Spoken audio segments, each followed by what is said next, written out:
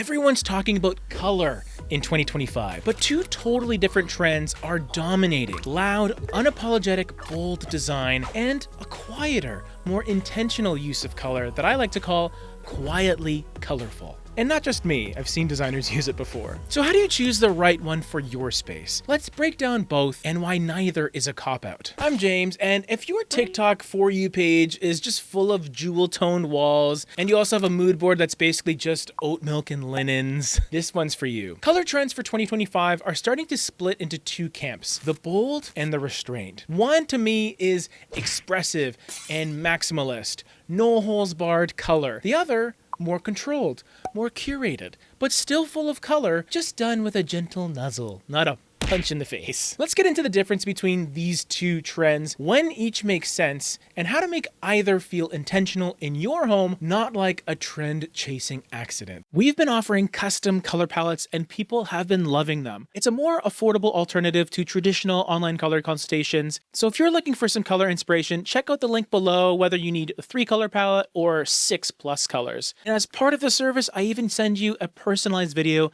explaining the color choices, so everything is crystal clear. Check out the link below if you want to purchase one today. People have been loving them. We've been doing so many of them recently. So let's start with bold colors, the more fun one arguably, and how to use them the right way. Because bold doesn't just mean bright, it means confident. It's color as the main character: walls, furniture, ceilings even.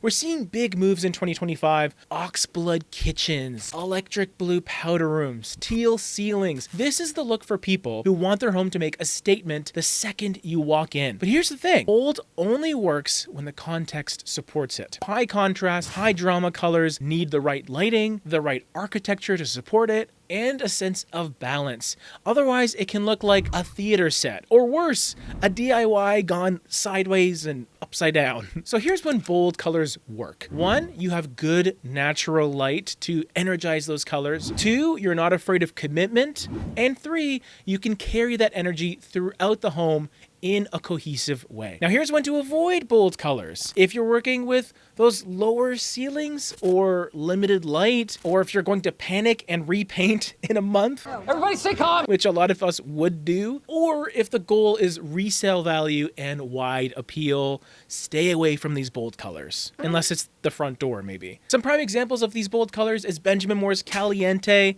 a red that is super electric and kind of hard to implement sometimes. Sherwin-Williams' Oceanside, which is a bold teal with serious personality, and Benjamin Moore's Symphony Blue, saturated and rich, perfect for dramatic cabinetry or walls. You can use these colors in places like dining rooms and powder rooms, or even moodier bedrooms. They're not subtle, but they can feel elevated. It's very hard to utilize bold colors in the more open parts of your home like hallways, so tread softly in those circumstances. Okay, so I talked about it off the top. Maybe not the more exciting choice, but definitely the more interesting option. Let's talk about the phrase I'm using more and more: quietly colorful. It's color with intention. It's not beige, it's not white, and it's not boring, but it's also not screaming at you. These colors have depth, nuance, complexity, and softness. They support a space rather than dominate it. Think of the colors that shift with the light, that looks maybe a bit gray, until the sun hits them just right, and suddenly you see a whisper of green or lavender. They create a feeling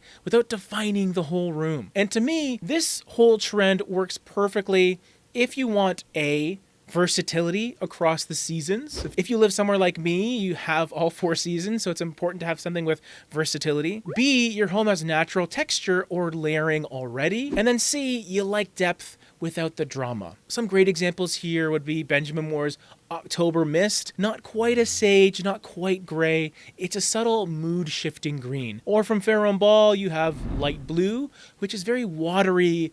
It's a muted blue that looks stunning in northern light. And Sherwin-Williams Malted Milk, which has this pinkish quality, giving it personality without the fuss. These colors work incredibly well in open concept homes, transitional spaces, and rooms with layered materials: wood, linen, ceramics. Think elevated, effortless, and more importantly, future-proof. So I know you came to me for answers. So I'm gonna give it to you. Which one should you choose? The truth, you don't have to pick one for your whole home. In fact, the most compelling homes I've seen this year use both. You might choose to go bold in a powder room or an office, somewhere with a door you can close and cut it off from the rest of the home. Then bring in quietly colorful tones in your main spaces to make the home feel calm, cohesive, and still full of life. And here's the best part to me. Quietly colorful does not get old. It's the kind of palette that feels luxurious because it's thoughtful. It's not there for attention, it's there for feeling. If you've ever painted a color that you loved on TikTok or on YouTube, only to hate it in your home, this is probably why. It's not about choosing louder colors, it's about choosing smarter ones. If you want help making those calls for your space, bold or quiet, I've got a ton of color pairing videos that take the guesswork out. So cue this one up next because you might find a combo